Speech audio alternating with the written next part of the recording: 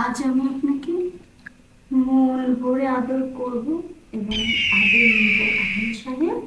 হুম, দেখবো আজকে আপনি কত আদর নিতে পারেন আর আমি আপনাকে কত আদর দিতে পারি। মোটামুটি আজকের মতো সবকিছু বুঝে ফেলেছি। হ্যাঁ, আর কিছু স্টাফ আছে, ওদের হিসাবটা বুঝে পেলে আজকের মতো কাজ কমপ্লিট। তবে স্যারের সঙ্গে কিছুদিন যাবৎ যোগাযোগ করতে পারতেছি না, সেটা নিয়ে আমার টেনশন হচ্ছে। না, টেনশন করা যাবে না। আমি যদি ভেঙে পড়ি তাহলে এই কোম্পানিটা কি হবে? কোম্পানিটা স্যার আমাকে বিশ্বাস করে আমার হাতে সম্পূর্ণ বুঝিয়ে দিয়েছে ওনার সন্তানকে রেখে। এই কোম্পানির সম্মান আমাকে রাখতে হবে।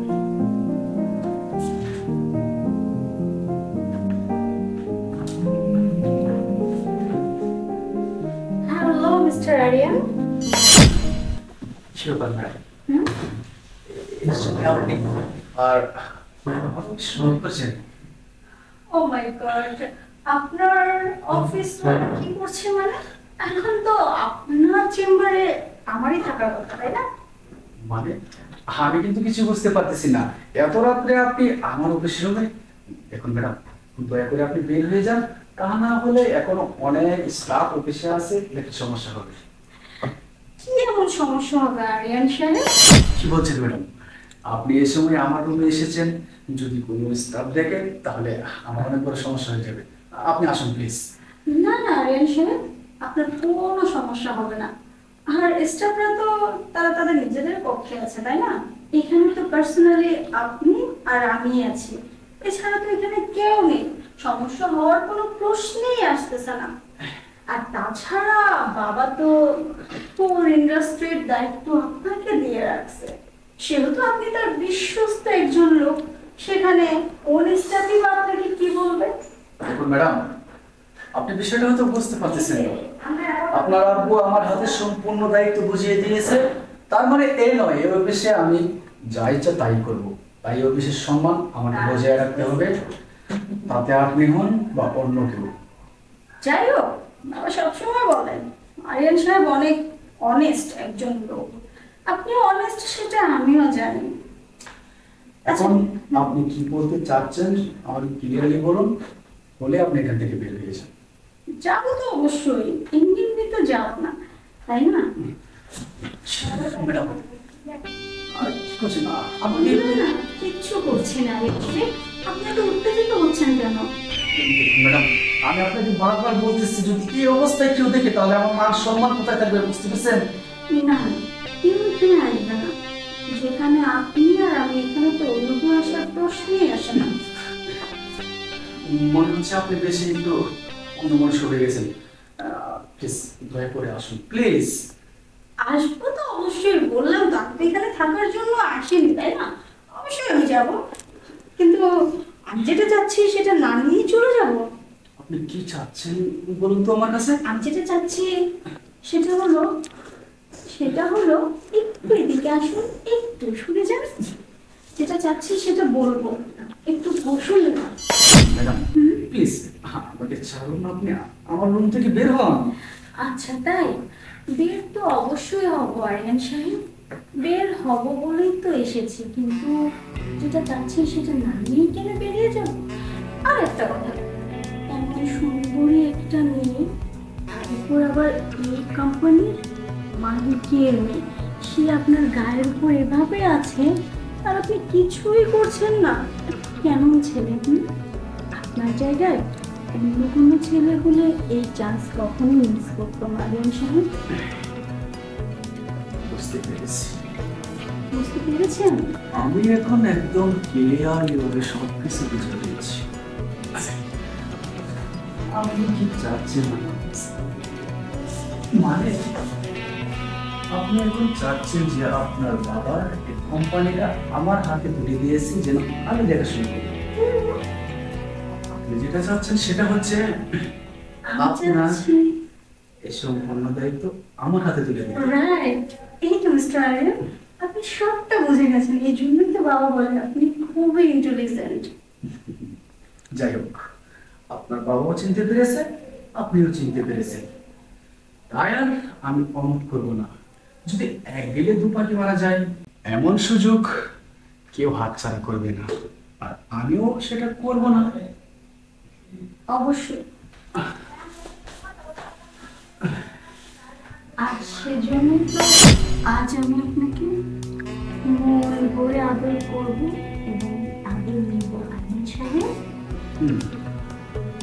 দেখবো আজকে আপনি কত আদর নিতে পারেন, আর আমি আপনাকে কত আদর দিতে পারি।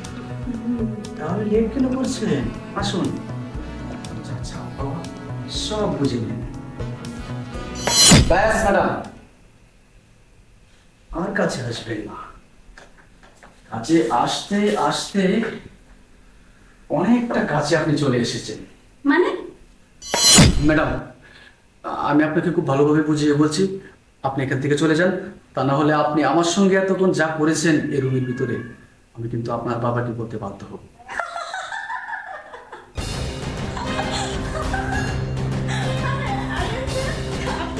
কি বলছেন? মানে আপনি বাবার কাছে সব বলে দেবেন? আরে আপনি কি বলবেন? এতক্ষণ যেটা চেয়েছিলাম সেটা আপনি আমাকে এমনি এমনি দিলেন না, আমার কোনো কথাই শুনলেন না, উল্টো বলছেন বাবাকে বলে দেবেন। আমি বলবো তো এখন আমি, মানে যেটা করতে চেয়েছিলাম এতক্ষণ সেটা এখন হবে। মানে আপনার খুব প্রেস্টিজ না, আপনার খুব ইগো, তাই না আরিয়ান সাহেব? হ্যাঁ, প্রেস্টিজও একটু বেশি। আমি কাছে আসলে আপনার গায়ের মধ্যে জ্বালা করতে শুরু করে। দেখুন না, বাবা আপনাকে আমাদের এই পুরো ইন্ডাস্ট্রির দায়িত্ব আপনাকে দিয়ে রাখছে। আমি তার একমাত্র মেয়ে, কিন্তু আমাকে কিন্তু বাবা বিলিভ করে না, বাবা আপনাকে বিলিভ করে। আর সুতরাং ওয়েট, আমি শেষ করিনি আমার কথা। আর ওই যে বললেন বাবাকে বলে দিবেন আমি যা করছি আপনার সঙ্গে, এখন দেখুন কি কি হয় আপনার সাথে। এই যে অফিসের যে স্টাফরা আছে সবাই কিন্তু এখনো অফিসেই আছে, আর আমি এখন চিৎকার করে সবাইকে জড়ো করব, আর সবাই এসে দেখবে আমি এত রাতে আপনার রুমে। আমি এটাই বলবো যে আরিয়ান সাহেব আমাকে একটা ওই কোম্পানির ডিলের ব্যাপারে ডেকেছিল, আর সেজন্যই বাবা আমাকে পাঠিয়েছে আমি আসছি। কিন্তু আসার পর আরিয়ান সাহেব আমার ইজ্জত নিয়ে ছিনিমিনি খেলতে চেয়েছিল, আর তখন আপনার ওই সুন্দর বিশ্বস্ত চেহারার মাঝে কলঙ্কের দাগ লেগে যাবে, আর সেটা এমনভাবে লেগে যাবে সারা জনম ঘষলেও আর উঠবে না। মনে রাখুন, অলরেডি পড়ে গেছে। না না ম্যাডাম, ম্যাডাম আপনি যদি এসব কথা স্টাফদেরকে বলুন, তাহলে কিন্তু দেখুন ওরা সবাই আমাকে ভাববে বাজে, আমি খুবই খারাপ। আমার একটা সম্মান আছে, তাছাড়া আমার চরিত্রে কোনো কি দাগ লেগে যাবে। এই কাজটা করেন না ম্যাডাম, প্লিজ। এই তো মিস্টার আরিয়ান, এতক্ষণে আপনি লাইনে এসেছেন, তাহলে বলুন এবার আমার কথায় আপনি রাজি তো? কি রাজি তো?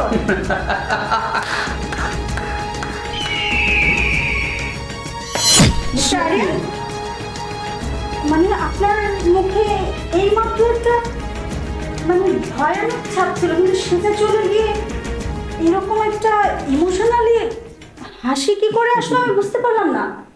আপনি হাসছেন, আপনার কলঙ্কের দাগ লেগে যাবে আর আপনি হাসছেন। Are you mad? অবাক হয়ে যাচ্ছে তাই না? খুবই অবাক হয়ে যাচ্ছেন। তাহলে শুনুন, আমি আগে শুধু শুনতাম, অনেকজন বলতো, কিন্তু সেটা বিশ্বাস করতাম না। কিন্তু সেটা প্রমাণ আজকে আপনি নিজে আমাকে দিলেন। মানে কি জানেন, ওই যে অনেকজনে বলে মেয়েদের বুদ্ধি নাকি হাঁটুর নিচে থাকে, ঠিক তেমনটাই আপনার বুদ্ধিটাও না হাঁটুর নিচে। আর একটা কথা অবশ্যই জানেন, এই কোম্পানিতে আমি আজ 10 বছর যাবত আছি। আপনাদের এই বিশাল কোম্পানিটা আমি দেখাশোনা করতেছি। আজ পর্যন্ত এতটুকু কলঙ্কের দাগ এই কোম্পানিতে লাগতে দেয়নি, ক্ষতি হতে দেয়নি। আর আপনার মতো একটা মেয়ে আমাকে সামান্য 10 মিনিটে এভাবে ধ্বংস করে দিবেন? মানে আমি আপনার কথার কোনো মানেই বুঝতে পারছি না আরিয়ান সাহেব, কি বলতে চাইছেন আপনি? মানে বুঝতেছেন না? এতক্ষণ আপনার সঙ্গে যেভাবে আমি তাল মিলিয়ে মাঝি হয়ে নৌকা বাইয়ে গেলাম, মানে ট্রাই করতেছিলাম যে আসলে কি নৌকাটা ঠিক আছে কি না, কিন্তু দেখলাম না, নৌকা যেমন মাঝিটা ঠিক সেরকম আপনি আমার সঙ্গে কি সুন্দরভাবে তাল মিলিয়ে বইটা বেড়ে গেলেন। কি বলতে চাচ্ছেন আরিয়ান সাহেব? ওয়েট, মাথাটা একটু সোজা করে উপরের দিকে খেয়াল করুন, খেয়াল করুন। ওটা ওটা তো জাস্ট একটা শোপিস। হ্যাঁ, শোপিস? দেখতে হলো, কিন্তু এটা কি জানেন, এটা একটা সিসি ক্যামেরা। আপনার আব্বু আমাকে বলেছিল আমার ছেলে আমার মেয়ে আমাকে দেখতে পারে না, ওরা সবাই শুধু চায় আমার এই কোম্পানির টাকা পয়সা দায়িত্ব, আমাকে ভালোবাসে না। তাই ওরা যে কোনো বিনিময়ে হলেও এই কোম্পানিটাকে হাতে তুলে নেবে। তাই আমাকে বিশ্বাস করে আমার হাতে সম্পূর্ণ সবকিছু বুঝিয়ে দিয়েছে, আর আমাকে সতর্ক করে দিয়েছিল যে কোনো ফাঁদে আমাকে আপনি ফেলতে পারেন। তাই তো ওটা করা। আর এখন আপনি ভেবে দেখুন, যদি এই ফুটেজগুলি আমি আপনার আব্বুর কাছে হোয়াটসঅ্যাপ করে দিই, তাহলে আপনার মান সম্মান যাবে না আমার, আর ওই অফিসের যত স্টাফ আছে যদি ওরা জানে, তাহলে আপনি কোথায় থাকবেন আর আমি। আশা করি বুঝতে পেরেছেন। না না, আপনি এরকম কাজ করতে পারেন না। আপনি তো বাবার অনেক বিশ্বস্ত লোক। আরে শুনুন না আরিয়ান সাহেব, আমি তো জাস্ট দেখুন ফান করছিলাম আপনার সঙ্গে, জাস্ট ফান। ব্যাস, একটা কথা বলে রাখি ম্যাডাম, আপনার বাবা মানুষ না, উনি হচ্ছেন একজন ফেরেশতা। উনাকে আপনারা চিনতে পারেননি। সারাটা জীবন শুধু টাকা পয়সা দিয়ে আনন্দ ফুর্তি করেছেন, বিভিন্ন জায়গায় ঘুরেছেন, কিন্তু একটাবার ওই মানুষটাকে চেনার মতো চেষ্টা করেননি। ওই মানুষটা যে কতটা ত্যাগ করেছে আপনাদের জন্য, কত কিছু করেছে। যাই হোক ম্যাডাম, আমি আপনার সঙ্গে এত কথা বলতে চাই না। আর আমি এতটাও খারাপ নয় যে এই যে এতক্ষণ আমার সঙ্গে এত কিছু হয়ে গেল এখানে ওনার পক্ষে বলুন। তাই বলতেছি, মান সম্মান নিয়ে আপনি এখান থেকে চলে যান, আর আমার উপর বিশ্বাস রাখতে পারেন, কেউ কিছু জানতে পারবেন না। ভালো হয়ে যাওয়ার চেষ্টা করুন। সন্তান নিজের বাবাকে বিশ্বাস করেন না, টাকা পয়সার পিছনে পড়ে আছে।